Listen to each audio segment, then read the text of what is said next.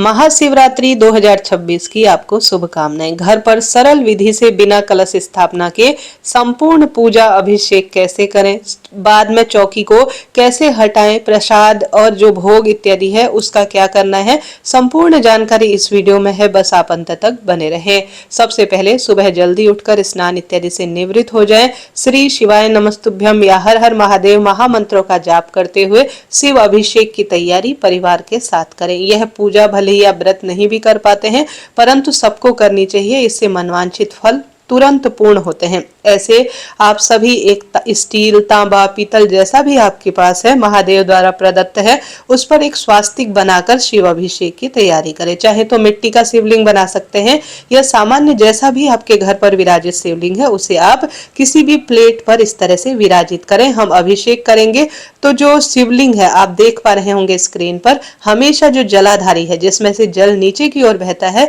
वह हमेशा उत्तर दिशा की ओर हो, इस बात का आप ध्यान रखिएगा।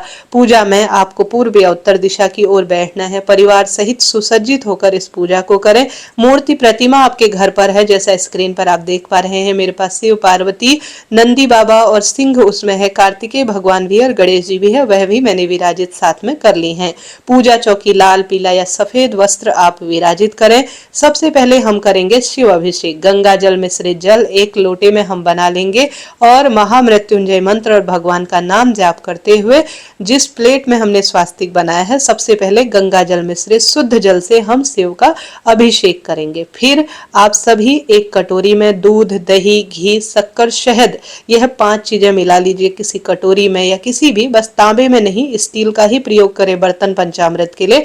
नहीं तो आप सभी अलग अलग भी इन द्रव्यों का इस्तेमाल कर सकते हैं, इच्छा आपकी है। सबसे पहले शुद्ध जल और गंगा जल से अभिषेक करना है, फिर पंचामृत से अभिषेक, और उसके बाद हमेशा इस बात का ध्यान रखें कि किसी भी स्वरूप में शुद्ध जल का प्रयोग आपको जरूर करना है। यही शिव अभिषेक की श्रेष्ठ विधि होती है। समर्पित की गई वस्तु को जब भी आप प्रयोग में करें उसके बाद शुद्ध जल का प्रयोग जरूर करें अभिषेक में। उसके बाद वस्त्र रूपी कलावा हम समर्पित करेंगे, क्योंकि यह अति आवश्यक है। जब आप स्नान करते हैं तो वस्त्र जरूर पहनते हैं, तो यही प्रक्रिया हमें करनी है।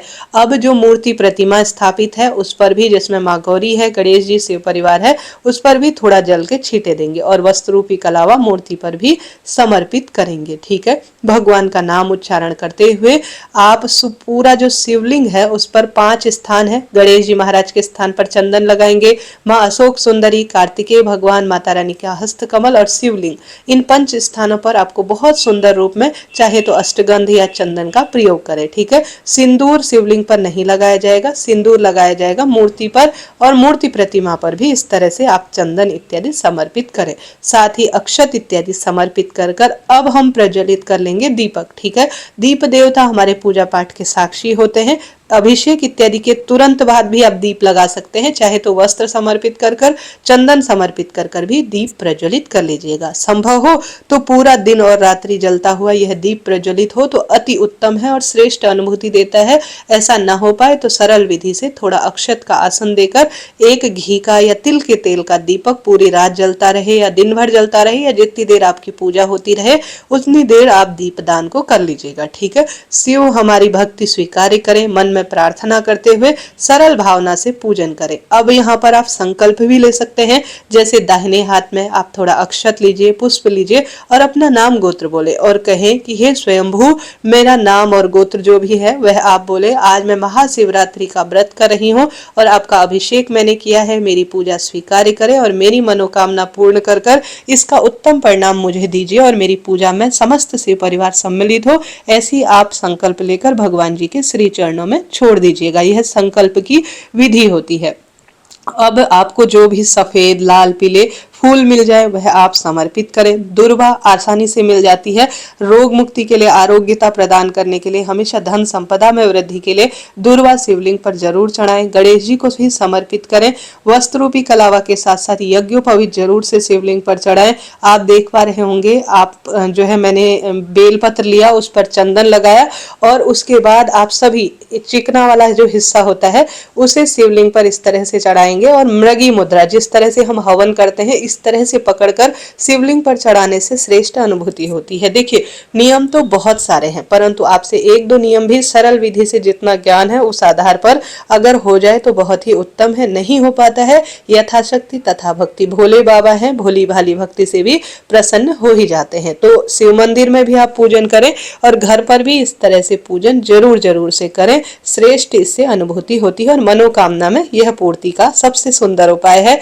धतूरा आपको मिल जाता है तो धतूरा समर्पित करें, मुझे नहीं मिल पाया था, और आंकड़े के पत्ते और आंकड़े के पुष्प भी समर्पित करें, काले तिल समर्पित करें जो कि सबसे श्रेष्ठ होता है, भस्म समर्पित करें, जौ समर्पित करें। यह शिव पूजा में बड़ी आसानी से मिल जाते हैं, अभी लेकर आइए और सबसे बड़ी पूजा में इसे सम्मिलित करें, और कमलगट्टा समर्पित करें। यह सब चीजें धीरे धीरे आपके पास जो व्यवस्था हो पाए, काली मिर्च, लौंग, काला, सब चीजें जो तिल वगैरह होते हैं, सारी चीजें एक एक करके शिवलिंग पर आप अभिषेक के रूप में प्रयोग में लीजिएगा। इनका अपना महत्व है। चावल खंडित नहीं हो कोई भी वस्तु, इस बात का ध्यान रखें। चावल आप 108 कम ज्यादा जितनी आपसे व्यवस्था हो उतने आप ले सकते हैं। इसका सुंदर परिणाम तो किसी ना किसी रूप में मिलता ही है।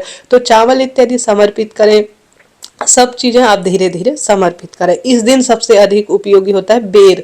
बेर का फल शिवलिंग को भोग लगाएं और साथ के साथ गौरी मैया और जो गणेश जी महाराज है समस्त शिव परिवार को भी भोग प्रसाद के रूप में आप मौसमी फल या जो भी आपसे व्यवस्था हो पाई है सभी चीजों का शिव अभिषेक के बाद आप भोग प्रसाद समर्पित करें। तो इस तरह से आपको यह पूजा करनी है और संपूर्ण फलों की मुझे प्राप्ति हो, मुझे पुत्र रत्न की प्राप्ति हो, नौकरी, विवाह, रोग, कर्ज इत्यादि की परेशानी दूर हो, ऐसी आपको प्रार्थना करते हुए सरल भाव सच्चे मन से शिव पूजा करनी है। साथ ही साथ तांबुल जो कि अपने आप में जैसे पान का पत्ता, उसमें लौंग, इलायची, या बाजार से भी मिल जाता है तांबुल अर्थात पान का जो होता है उस तरह से भी आप कर सकते हैं। नहीं तो लौंग, इलायची, सुपारी किसी पान के पत्ते में या किसी शुभ पत्ते में भी और आप भोग प्रसाद रूप में समस्त शिव परिवार को भोग लगाए, इसका उत्तम परिणाम मिलता है।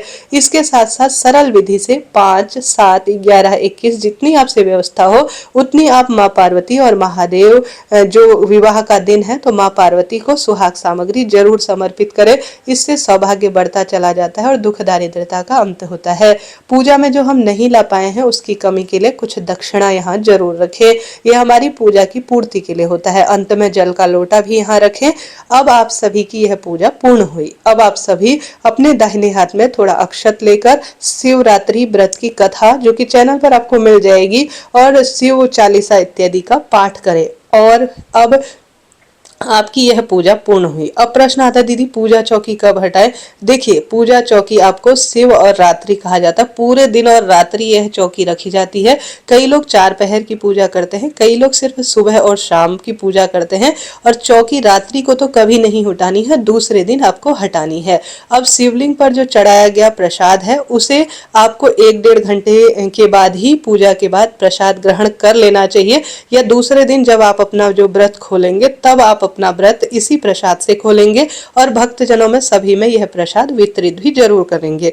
अब शिवलिंग पर चढ़ाया हुआ जो जल है, दूध है, इसका आप जो है घर में छिड़काव करें दूसरे दिन या उसी दिन। आप सभी जो है जैसे शिवलिंग यहाँ पर रख दिया और जो जल इत्यादि है खराब हो जाता है, दूध इत्यादि, तो आप इसे हटाकर तुलसी के गमले में नहीं डालना है, किसी भी शुद्ध गमले में इसे छोड़ सकते हैं। तो इस तरह से करें। या तो दूसरे दिन आप सभी शिवलिंग पर चढ़ाया गया जो जल है उसे रहने दीजिए, दूसरे दिन हटाएं। नहीं तो उसी दिन जो है आप सभी शिवलिंग पर चढ़ाया हुआ जल किसी कटोरी में निकाल लीजिए, किसी बर्तन में, किसी शुद्ध जल में इसको आप जो किसी बर्तन, कहने का मतलब है किसी गमले में छोड़ दीजिए, घर पर छिड़काव कर कर अपने मस्तक पर जरूर लगाएं। तो इस तरह से आपको काम में लेना है। और साथ के साथ शिवलिंग जो माँ पार्वती को चढ़ाया गया सुहाग सामग्री है इसे आप अपने काम में या दान के रूप में पंडिताइन को दे सकते हैं। तो इस तरह से यह पूजा होती है। पूजा के अंत में एक दूसरा कपूर का दीपक या दूसरा दीपक लेकर ओम जय शिव ओमकारा, स्वामी जय शिव ओमकारा, ये वाली आरती गाकर गणेश जी महाराज की 2 आरतियां हमेशा गानी चाहिए। गाकर आप सभी अपनी पूजा को परिवार सहित पूर्ण करें। पूजा में रही कमी के लिए क्षमा प्रार्थी हो जाइएगा। जल का लोटा लेकर 3 बार जो अग्नि है अर्थात दीपक है उसके ऊपर से घुमाकर धरती पर छोड़ दीजिएगा। इस तरह से यह अग्नि शीतलीकरण जिसे कहा जाता है वह हो गया और संपूर्ण पूजा हमारी पूर्ण हुई। इस तरह से यह जानकारी थी, उपयोगी रही हो तो हर हर महादेव जरूर लिखें।